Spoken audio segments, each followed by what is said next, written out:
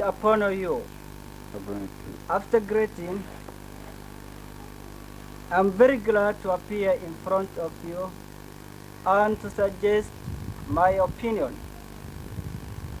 As a matter of fact, we got a golden opportunity to increase our knowledge.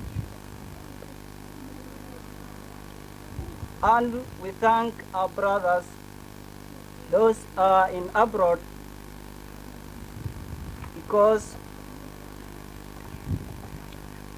because of taking lion's share for rebuild our school.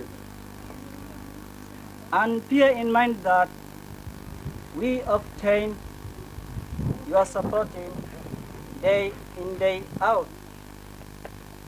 On the other hand, our brothers, we need to get upper primary school and secondary also, because if we conclude lower primary, we can't go far from this place. For the sake of ability of wealth. So it may be that some of the students lost what they have learned from this school when they miss to carry on their education. So as brothers, help us to be educators of tomorrow. All in all, we hope from you to double your supporting for us. Wish you all the best. Thank you. oo kalimaad luqadda Ingiriiska dalabkiisa ku gudbinayay. Waxaan hadda u yeerayaa mid ka mid ah ardayda iskuulka dhigata oo ah Cabdullaahi Yuusuf oo isna bal kalimaad ku soo gudbiya Carabi ah dareenkiisa iyo dalabka uu qabo.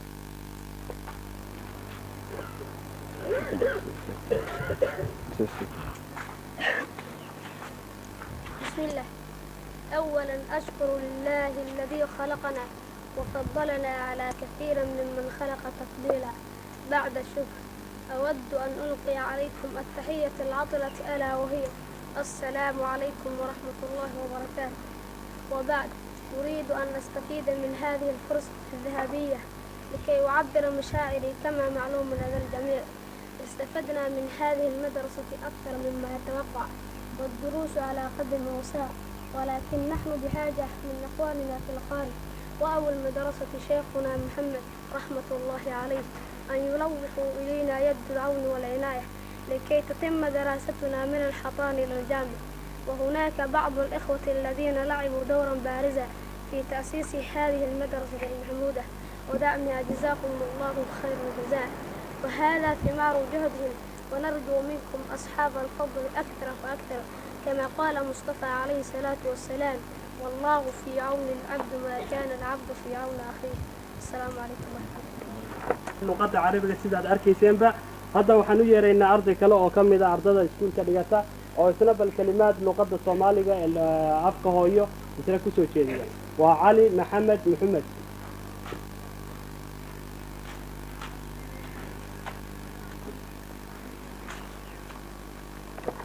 aniga oo ka mid ah ardayda dhigata dugsiga hoose ee Badhaadhe.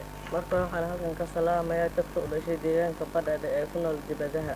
Salaan kadib, anigu waxaan ahay arkaysa halkan dhammaynaya dugsiga hoose ee Badhaadhe, mana awoodin in aan meel kale u doonto waxbarasho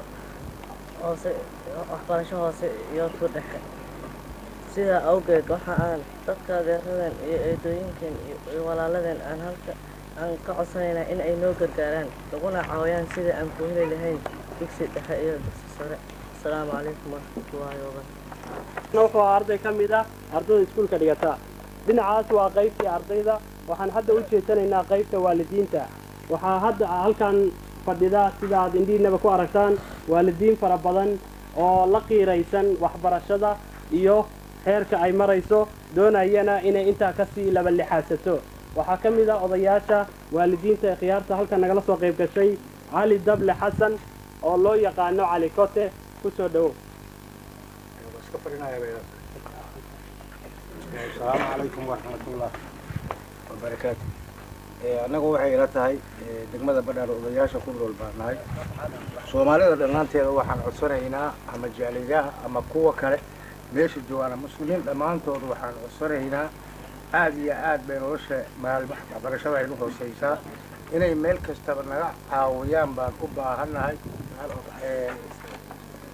waxaan ka codsanaynaa ama dibadda ha joogto ama meel ka dhexe ha joogto waxaan codsanaynaa kaalmo inay noo fidiyaan ilaahay baa kaalmo leh waxbarashada xaggeeda ah waa ka hooseynaa ummadda Soomaaliyeed waqtiga ilaa burburka uu dhacay dadkii waa u dambeynaa in meel kastaba ay naga caawiyaan baanu doonaynaa midda kale oo labaad niman naxariis korkooda Allah ka yeelo degmadan aad iyo aad gacanta ugu sii hayay ayagana waa u duceynaynaa akhriya adduunba madaxoodana Allah raajiyo tacabkooda talada Allah jiro naxariis jannana Allah ugu bishaareeyo ayagana waa nimanka jaaliyadaha gacanta ku siiya ilmaha gacanta ku siiya waxbarashadooda waxaan maanta aad iyo aad ugu baahanahay oo hadda baraarugayna waxa la wixii muslim ah oo ilaahay saaka muslimiintaas aad iyo aad xil u hayso meel kasta oo joogan waxaan doonaynaa xagga waxbarashada uga baahanahay inay naga nool mid hoose ma saraba wassalaamu calaykum warahmatullahi wabarakaatuh aabaheen cali oo ka hadlay waxbarashada iyo aragtidiisa wanaagsan waxaan ku soo dhawaynaynaa waalid kale oo ka mid ah waalidiinta qiimiga iyo qaayaha leh ee halkan nagala soo qayb galay waa maxamed colaad falyatafadal mashkuura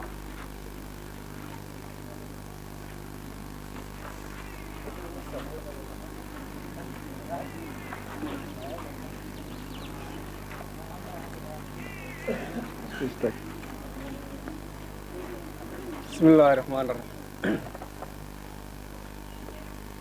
أولا إلهي بمهد ميسا ما تزوك كان وحان سلام السوشيدين هيا والدينك معلمينك لمنك نو سورة قليي إن المانتا ميشا نسوق معنا أرضيدا هي دمان تجمد بدأ إنت تنين توح برشاد والسلام هيا السلام عليكم وعليكم السلام ورحمة الله أما بعد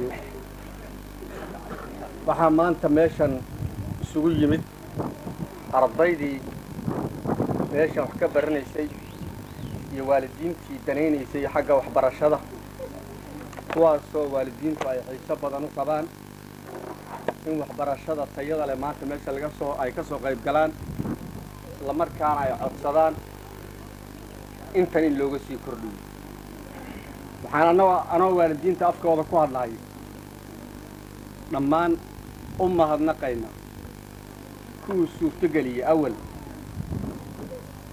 inay maanta sidan ahaato Badhaadhe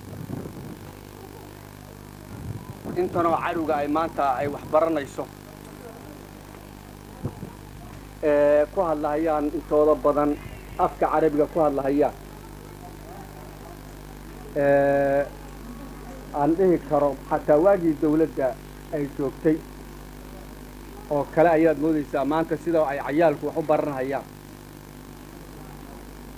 intii suurto gelisay baan u mahadnaqaynaa anoo waalidiinta afkooda ku hadlaya waxaan u mahadnaqaynaa intii suurto gelisay juhdi u samaysay dhaqaalo u hurtay ilaahay aakharana ha ka sawaabiyo sawaabta ay leedahay aakharaha ka sawaabiyo horta kuwaasaan u mahadnaqaynaa anoo waalidiinta afkooda ku hadlaya bacdu waxaad moodaa kistoo ilaahay baa wada dhammaasho laga helaayo in wax yar ay ka dhiman yihiin ciyaalka maanta halkan isugu yimid oo waalidiinta ay ka yimaadeen qaarkood ay dad faqiira yihiin aynan awoodin inay meel kale u gudbaan qaarkoodna u sii yiwaadinba ay hadda baadiyahan kuwa badan oo awoodi kari waayay inay magaalada yimaadaan ay degan yihiin kii yimidna qaarkii laga yaabo si xillo inuu halkan ku soo gaaray haddana markii hadhow la yidhaahdo canugaagii wuu ka baxay meeshan intii galaasiga looga dhigahay meel kale ha aado markii la yidhaahdo wuu naxahayaa waalidkii meesha joogay oon tabarta u lahayn waxaanoo waalidiinta afkooda ku hadlahay aan codsan lahayn in looga acdaadiga meeshan looga dhammaystiro carruurta ilaa tanawi ilaahay baa awood leh haddii la yiwaado in looga dhammaystiro waayo carruurtii